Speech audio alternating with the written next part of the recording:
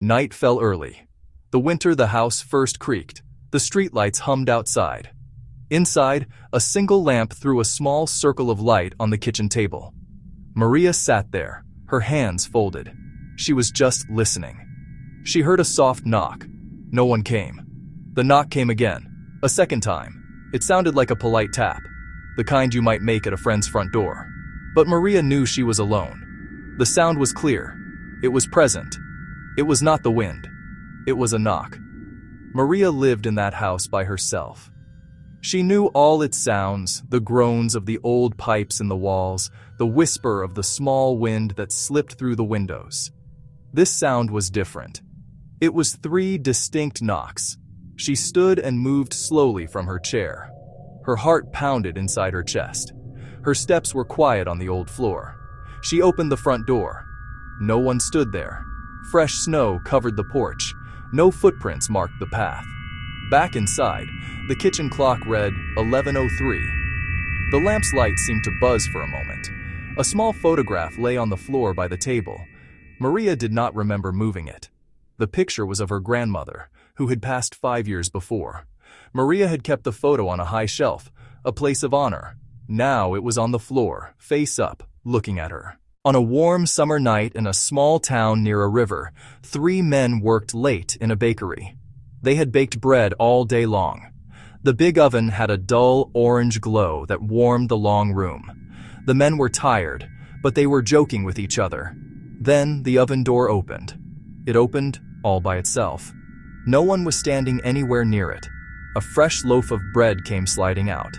It landed on the old wooden table with a soft, solid thump. The men just looked at each other. They said nothing at first. One of the men, Jorge, reached for the bread. The loaf was warm, just as it should be. The bread knife lay on the table where it always was. No one had moved the knife. But the knife now had a thin scratch across its wooden handle. Jorge did not remember seeing the scratch earlier in the day. The 3 men then saw small flour marks on the floor. They led to a back door that usually stayed closed and locked. The marks looked like small shoes. They were about the size of a child's foot. The men closed the shop early that night. They went home and they told their wives. The wives laughed a little at the idea of a ghost who liked fresh bread. Still, the bakery felt different after that night. The men started leaving a small piece of bread on a shelf every night. It was a small, quiet habit they started. The piece of bread would just sit there and dry slowly. Then, one morning, it was gone. No one could explain what happened to it. After that, the men talked less about the ghost. They started saying the bakery was lucky, and their business grew a little. The 3 men never found the source of the flour marks. They never understood the scratch on the knife, but they continued to bake their bread. They worked together in the warm room. They shared a secret that they did not need to speak about. A story told in a warm loaf of bread and a few marks on the floor. It was a mystery they learned to live with and even to honor. In a hospital room on a rainy afternoon, a young nurse named Asha sat beside an old man. He had lived a long life, full of small joys and small troubles. He had a green scarf on his lap. His family sat waiting in the next room. The old man looked at Asha with bright, clear eyes. He spoke of a house on a hill. He said he could see a child standing in the doorway. He said he could smell roses in the air. Asha checked the monitor and the drip machine. All the readings were normal. The old man's breath was slow and steady. Asha just listened. She had learned how to listen as part of her work. She asked him questions. The old man spoke of the colors he loved when he was a child. He spoke of a boat he had not seen in many, many years. He spoke of a lady with a white dress who was singing a song. Then he smiled, blinked his eyes just once, and closed them gently. He left this world without any struggle. The family came in and thanked Asha for her kindness to him. They were grateful for the peace he found. Later that day, Asha told a doctor about the old man's last words. The doctor said that sometimes the mind creates beautiful dreams at the end of a life. He said it is our way of saying goodbye to the world. Asha thought about the smell of roses in a sterile room. She thought about the woman's song that no one else could hear. She kept the green scarf and folded it in a drawer at home for a long, long while. She kept it as a memory of him. When she felt lonely, she would touch the soft cloth. She would remember the old man's smile. The experience changed her. It made her see her work in a new light. It was not just about medicine and machines. It was about being present for someone's final journey, about witnessing the sacred moment when one life passes into memory. Asha learned that some things are not for us to explain, but for us to witness with an open heart. She carried that lesson with her for the rest of her life. These 3 stories come from different places. They come from common nights and small, ordinary rooms. They come from people who live quiet lives, just like you and me. Each story has simple details that make it feel real. A photo on the floor, a warm loaf on a table, a smile at the end of a life. These small things changed how the people felt. They gave them comfort, or they gave them wonder. They left a question that hung in the air, a question that did not need an immediate answer. Many cultures all over the world have tales just like these. Many families speak of signs and visits from loved ones who have passed on. Some people call them ghosts. Some call them messages from far away. Some see angels watching over them. Some see them simply as a vivid memory. All of these words are trying to tell the same thing. People want to feel held. People want to know that there is meaning when someone leaves us.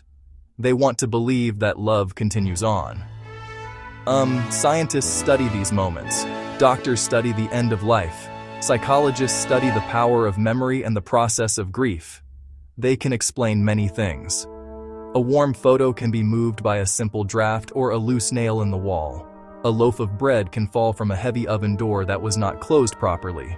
A dying brain can create very strong, very real dreams. These facts do not take away the feeling. They do not close the heart of the person who felt the touch or saw the face. Science offers us tools to understand the world, but tools do not always heal a sorrowing heart. The feeling of connection, of being seen by someone you miss, is a powerful force. It can be a source of great healing and peace. For Maria, Jorge, and Asha, the experience was real. It was not something to be debated or disproven. It was a moment that touched their lives and stayed with them. It was a gift of presence in a moment of absence, and that is a powerful thing. What matters most in the end is how these moments change people. Maria kept her grandmother's chair by the window for a whole season. She lit a small candle each year on that same cold night. It was her way of saying, "I remember." The bakery men told fewer jokes late at night. They placed a fresh loaf on the shelf every month. It was an offering to the mystery in their shop. Asha remembered the old man and his peaceful passing. She spoke with extra kindness to those leaving this life. She held their hands a little longer. She listened more closely to their final words. These acts are small and quiet, but they carry kindness into days that may otherwise feel empty and cold. These moments of connection inspire us to be more gentle with each other. They remind us of the deep bonds that tie us all together. The encounters did not bring fear. They brought a sense of peace. Maria felt less alone in her quiet house. The bakers felt their work had a little bit of magic. Asha found a deeper purpose in her very difficult job. The unexplained event opened a door inside of them. It was a door to more compassion, more reflection, and more love. They did not need to tell the world. They just needed to live the lesson.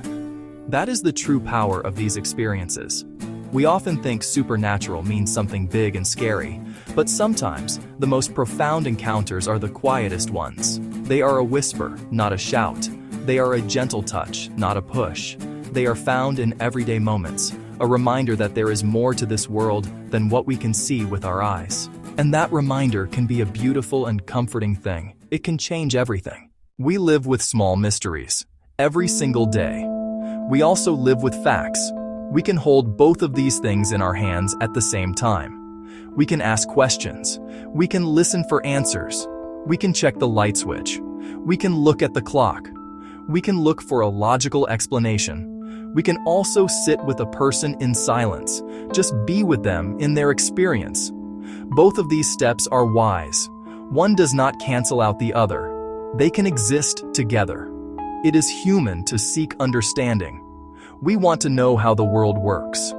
But it is also human to feel, to wonder, to believe in things we cannot prove. There is a space between what is known and what is felt. That space is where faith lives. It is where hope lives. It is where we find the courage to go on when we feel lost. We do not have to choose between our head and our heart. We can honor both. We can be curious, and we can also be reverent. When we hear stories like Maria's, Jorge's, Asha's, we have a choice. We can dismiss them. We can say, that's not possible. Or we can listen with an open mind. We can ask ourselves, what did that feel like for them? We can try to understand the human need for connection that lies at the heart of these stories. By listening without judgment, we create a space for people to share their deepest experiences. We honor their truth, and in doing so, we become more connected ourselves. Sometimes, beyond the veil of what we know for sure, a sound, a smell, or a sight will make us stop. We may stand in a dark house with our hand on a warm photo frame. We may find a strange mark made of flour on the floor. We may hear a soft song in a rainy hospital room. In these times, it is okay to just breathe. It is okay to be quiet. It is okay to say, I see you, or to give thanks, or to simply smile at the mystery of it all. The veil between this world and the next is thin in these small moments. It is not always a big, dramatic door or a loud, bright light. More often, it is a gentle touch.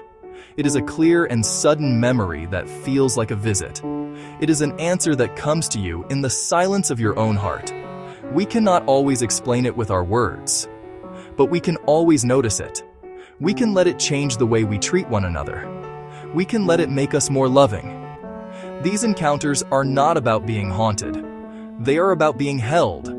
They are about feeling a connection that love has made eternal. They are reminders that the people we have lost are still with us in some way.